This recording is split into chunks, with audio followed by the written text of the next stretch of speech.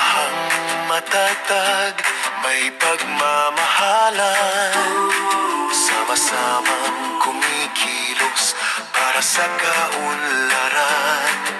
Hindi lang sa sarili, kundi ng sambayanan. Buklod unlad ng Batangas, iyan ang pangalan.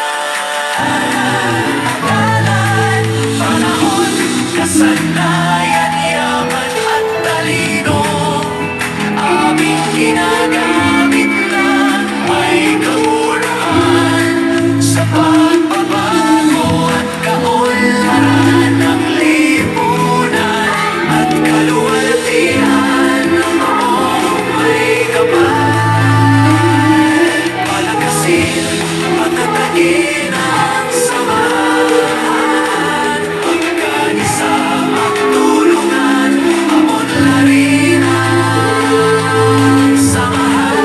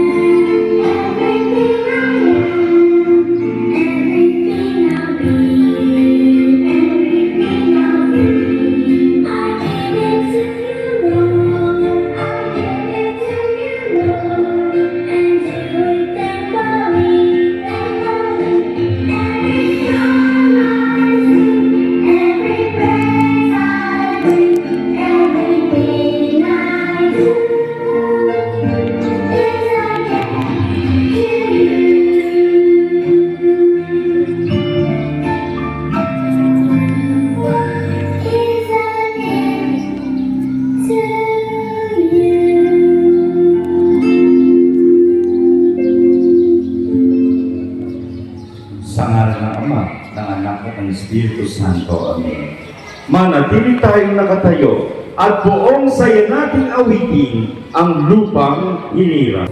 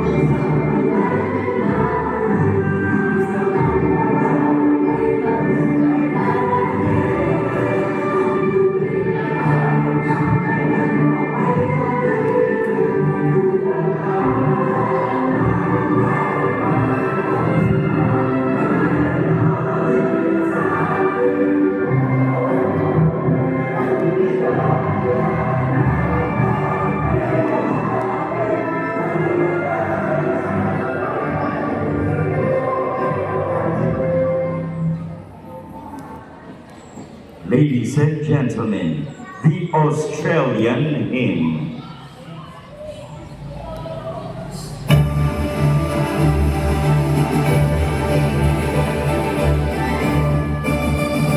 Australians, all let us rejoice, for we are one and free. We've golden soil and wealth for toil, our home is the sea.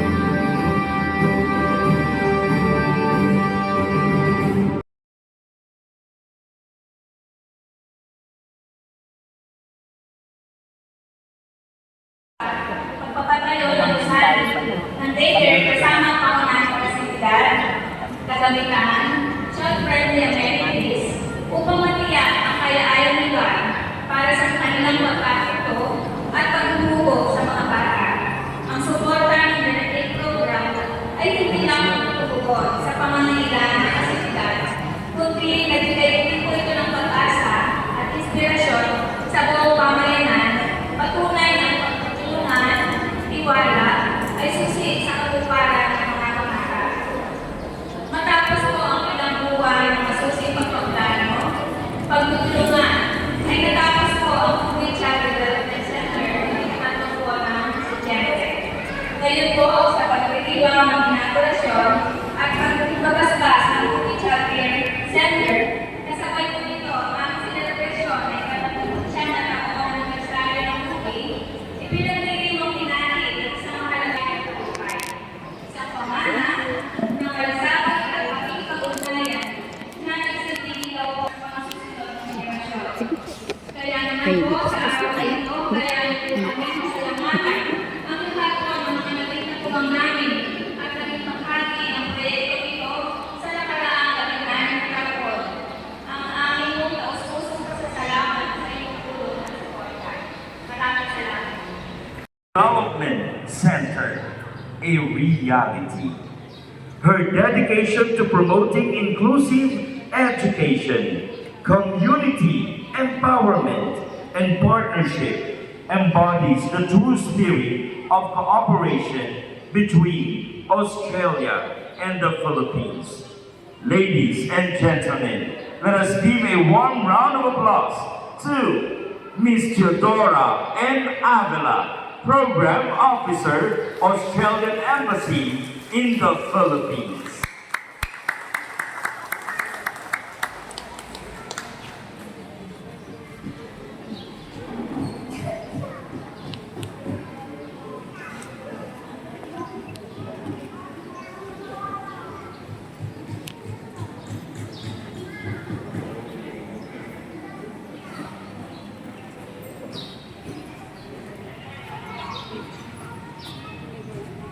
Magandang umaga sa inyong lahat.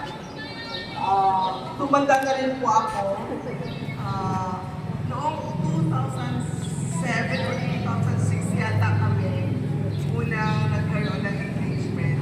Ako pala, as a manager of the Emphasis Therapy Program.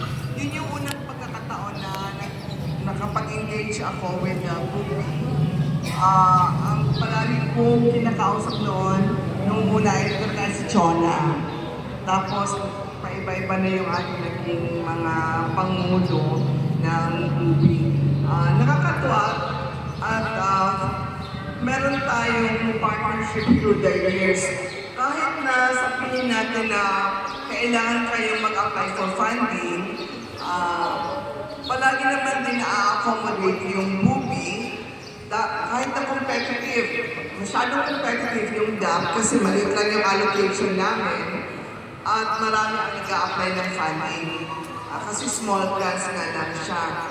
Pero dahil sa kadahilanan na na-align naman ang mga projects ng Buki sa priorities din ng DAP, so every now and then, nakakatanggap talaga sila na suporta galing sa embassy. So anyway, unang-una, humihingi ako ng paumanhin. Dapat ang nandito ay si Mr. Peter Adams. Siya yung aming development counselor ng Australian Embassy. Kaya lang sa kadahilanan na siya ay nagka-flu, hindi na makayanan na magbiyahe ngayon. So, sabi niya, Doris, ikaw na lang muna ang pumunta doon sa Buki. Siguro sa mother time ay magkaroon din ng opportunity na makabisita din dito sa Dumantay, sa Buki. Gusto ko lang munang batiin ang ating si Attorney Sheila sa office ni Governor Vilma Santos, si Chairperson De Ocampo, si Engineer De Gracia, ang ating mga hardworking na mga local government officials, mga representatives ng mga iba't ibang organisasyon na tumutulong sa local government na to promote the welfare and protection of our children. And of course, ang ating mga, saan ba ang ating mga nanay ng ating mga ng ating mga kabataan? Saan ba sila nandito? Mga nanay, mga nagagandang mga nanay ng ating mga kabataan. Ladies and gentlemen, good morning. So, salamat sa warm welcome. Palagi naman ako pumupunta dito dahil palagi rin akong iniimbitahan ng Bubi. So, una-una, gusto kong batiin ang Bubi sa kanilang 39th founding anniversary. So, may katagalan na rin, no? At siguro yan ay testament ng ating pagiging magaling at maayos na organization kasi nakakatagal tayo ng ganyang ilang taon na, 39 years. So, yun. Ako po ay pusong nagpapasalamat, ang lubos na pasalamat sa biyayang ipinagdiriwang natin ngayon, ang pagkakatapos at formal na pagpapasinayan ng ating bagong daycare center. Hindi po may sa katuparan ng proyektong ito kung wala ang bukas palad na tulong ng Direct Aid Program ng Australian Embassy of the Philippines. Ang inyong malasakit sa pagpapaunlad ng mga pamayanan na sa laylayan ay tunay na nakakaantig at mag-iiwan ng pagmatagalang pamana dito sa Batangas. Ang daycare center na ito ay higit po sa isang gusali. Ito ay isang tahanan ng pagkatuto, isang ligtas na kanlungan para sa ating mga anak, at matibay na pundasyon para sa kanilang kinabukasan. Dito, sila ay mahuhubog, matututo at magkakaroon ng mas maraming pagkakataon na umunlad sa isang kapaligiran puno ng pag-asa at malasakit. Lubos din po kami nagpapasalamat sa ating mga katuwang mula sa lokal na pamahalaan, mga lider ng komunidad, mga katuwang ng ahensya, at sa bawat magulang at voluntaryo naglaan ng oras, lakas, at yaman upang may sakutuparan ang pangarap na ito. Isang tunay na halimbawa ito na kung ano o kaya ang kanyang makamtan kapag nagkakaisa ang lahat para sa isang litiin ng pag-unlad at malasakit. Bilang Pangulo ng Bubi, buong kababaang loob kong tinatanggap ang proyektong ito sa ngalan ng ating komunidad. Pinapangako ko na aalagaan namin ito, gagamitin ng lubos para sa kapakanan ng ating mga bata at patuloy na palalakasin ang mga pakikipagtulungan na nagdadala ng tunay na kaunlaran para sa ating bayan. Muli, isang taos-pusong pasalamat sa Australian Embassy of the Philippines sa ating mga kaibigan, katuwang at lahat ng tumulong. Sama-sama natin na itayo hindi lamang isang daycare center, kundi ang mas maliwanag na kinabukasan ng susunod na henerasyon. Maraming salamat po at pagpalain tayo ng may kapal. Magandang umaga po sa ating lahat. Una po sa lahat, ako po ay lubos na nagpapasalamat sa Panginoon sa biyayang ipinagkaloob sa ating lahat, sa ating pamayanan. Ang pagkakaroon ng bago at maayos na Bubi Child Development Center, tunay nga po itong katuparan ng matagal na pangarap para sa ating mga bata at sa ating mga pamilya.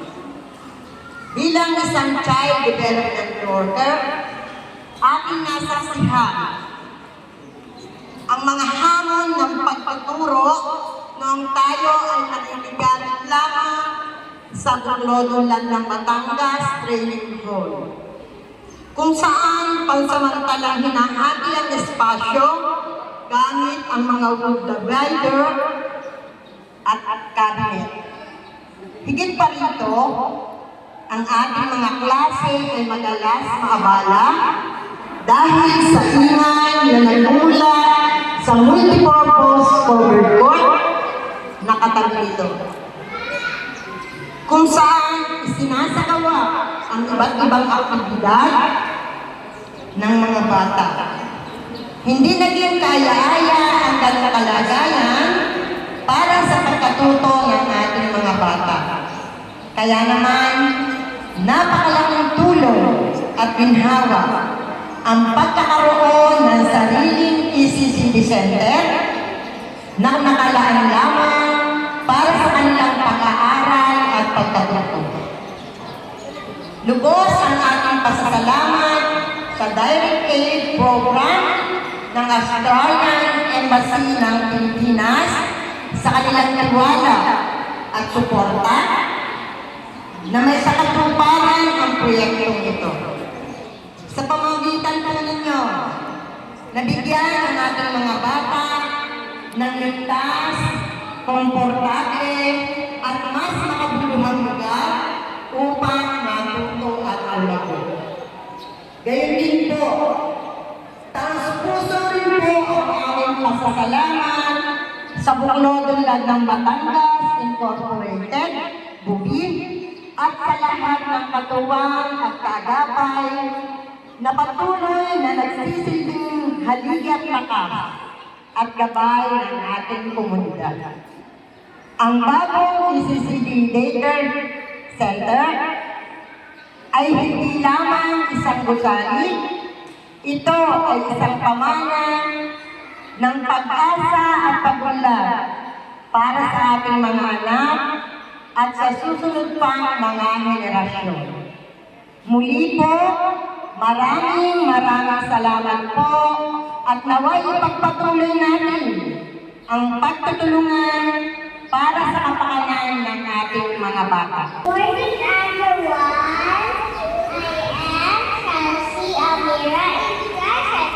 Together to my fellow students and parents, we would like to express our heartfelt gratitude. Maraming salamat po to the Direct Aid Program of the Australian Embassy in the Philippines. Have a wonderful week of a new school that you are giving us. Sa inyong pong lahat, narito maraming salamat po. Ang mga batang magbibigay rin po ng Thanksgiving to our Direct Aid Program of the Australian Embassy in the Philippines. Pasalubungan po natin ang palakpakan ang mga bata na sa kanilang batang kabataan. Sila po ay mayroong pagpapahalaga sa mga taong tumutulong sa kanila. Muli po, sa pangalan po ng Buklodunlad ng Batangas Incorporated, kay Madam Tudora Aguila, maraming salamat po.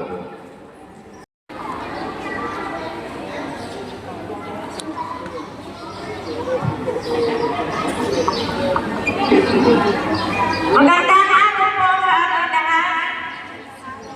Bilang punong barangay ng Barangay Lumagtan, ako po ang lubos na nagagalang at nagpapangalaman na naging bahagi ng napakawalang araw na ito. Ang formal na pagkakasinayang ng ating Bukid Child Development Center. On her behalf. Napakiusapan po ako na magbigay ng inspirational message. Pero ngayong araw na ito, habang ako po ay nanonood sa ating mga kabataan, bahagya po akong napaluha. Dahil po parang ako yung na-inspire. Bilang isang kawani ng gobyerno, nakasalalay po sa atin ang isang mabigat na obligasyon. And one of that obligation is to serve as a beacon of hope for our children. Dahil tayo po sa atin nakasalalay ang future din ng ating mga kabataan. And today, as I stand here, it is with immense joy to stand before you as we celebrate the Buklodunlad ng Batangas Incorporated 39th year founding anniversary. and the inauguration of the Bubi Child Development Center. Totoo nga po na ito ay hindi lamang isang pagbubukas ng gusali. This is an institution and a place where we can nurture our children. Hindi po isang basta-basta lamang ang gusali ito, because this will be the four corners where the children of the future, the children will study, will cultivate their talents and their skills. Kaya po, sobrang nakakataba ng puso na dito po sa Batangas City ay napagpaunlakan po ng Australian Embassy on behalf of Ma'am Chodora Avila. Nabigyan po ng direct aid program of the Australian Embassy ng pagkakataon ng mga kabataan na i-nurture po ang kanilang mga skills through the Bubi Child Development Center. So, para po sa atin, let us always remember that every child deserves a nurturing environment filled with love, support, and opportunities. Yun po ay manggagaling sa atin. Kailangan po tayo ay magtulungan at magkaisa para po sa kinabukasan ng ating mga kabataan. And as we embark on this new chapter, let us commit to work together to ensure that this center becomes a beacon of hope and a source of strength to our community. Let us invest in our children, because after all, our children are the architects of the future. Ika nga ang kabataan ang pag-asa ng bayan. So, on behalf of our beloved Governor Vilma Santos Recto, I would like to congratulate the Buklod Unlad ng Batangas Incorporated on your 39th founding anniversary and the inauguration of the Bubi Child Development Center. Mabuhay po ang Buklod Unlad ng Batangas Incorporated. Mabuhay ang Bubi Child Development Center at mabuhay po ang mas matatag na Batangas. Good morning po, and once again, congratulations. And mabuhay the provincial government of Batangas.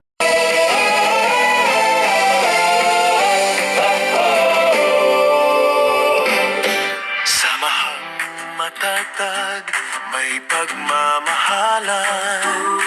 Sama-samang kumikilos para sa kaunlaran. Hindi lang sa sarili, kundi ng sambayanan. Buklod unlad ng Batangas, iyan ang pangalan. Pagdalan, panahon, kasanayan, yaman at talino, aming ginagamit lang may kabuluhan sa pagbabago at kaunlaran ng lipunan at kaluwalhatian ng buong may kapal. Palakasin, patatagin ang samahan, magkaisa, magtulungan, paunlarin ang samahan.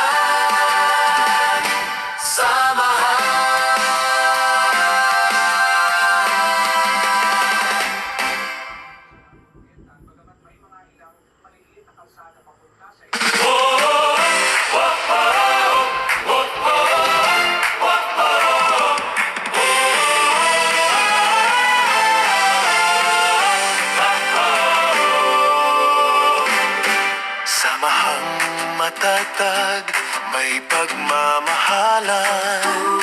Sama-samang kumikilos para sa kaunlaran. Hindi lang sa sarili, kundi ng sambayanan. Buklod unlad ng Batangas, iyan ang pangalan. Pagdalan, panahon, kasanayan,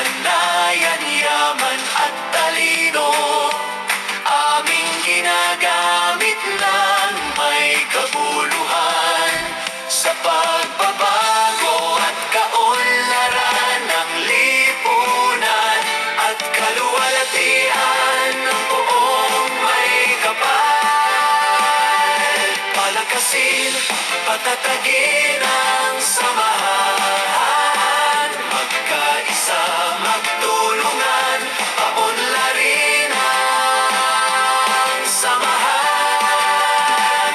Samahan.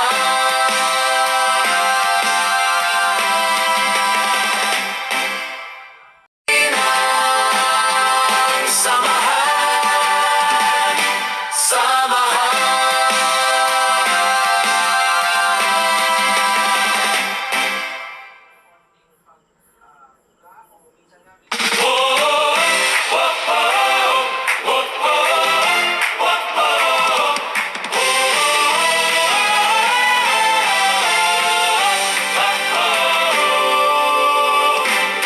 Samahang matatag, may pagmamahalan.